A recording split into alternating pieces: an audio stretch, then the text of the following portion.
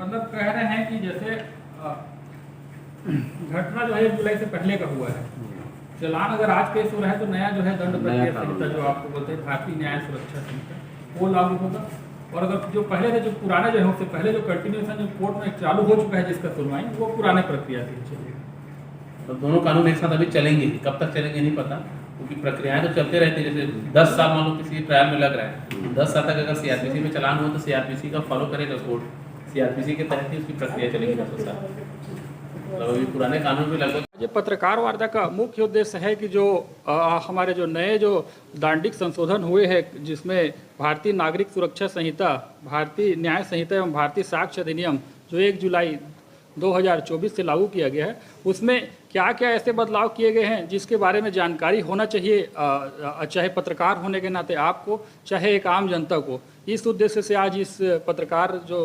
Meeting आयोजित किया गया है, इस उद्देश्य से किया गया। महत्वपूर्ण बदलाव जो है मुख्य रूप से जिसमें आम जनता का सीधा सीधा सरोकार उत्पन्न होता है, उसमें मुख्य रूप से यह है कि आप पहले प्रथम सूचना दर्ज कराने के लिए जो है आपको संबंधित थाने में ही जाकर के रिपोर्ट दर्ज कराना पड़ता था। उस क्षेत्राधिकार को जो है अब जो है उस क्षेत्राधिकार की सीमा को समाप्त कर दिया गया है और अब जो है आप सीधे किसी भी थाने में जाओ, जहां आपको सहूलियत हो वहां आप रिपोर्ट दर्ज करा सकते हैं और 3 दिवस के भीतर आपको संबंधित थाना में उपस्थित होकर के उस रिपोर्ट को जो है प्रमाणित किया जा सकता है। न्याय मिलने के लिए जो है अभी जिस प्रकार से पहले जो है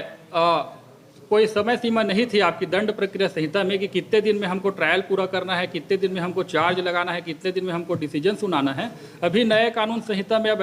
अगर यदि पुलिस चालान पेश करती है तो उसके 60 दिवस के भीतर आपको जो है चार्ज जो है फ्रेम करना ही करना है और उसके बाद 3 साल के भीतर आपको प्रकरण में जो है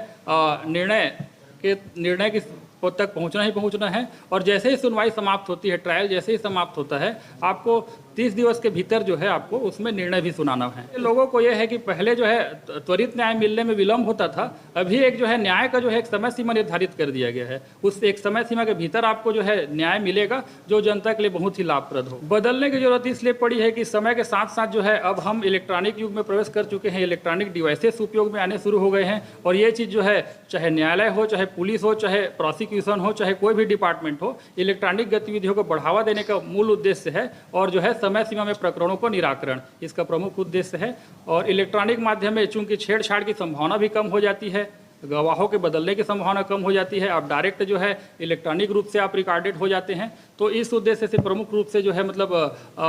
पारदर्शिता को बढ़ाने के उद्देश्य से जो है नया कानून जो है वो लाया गया है।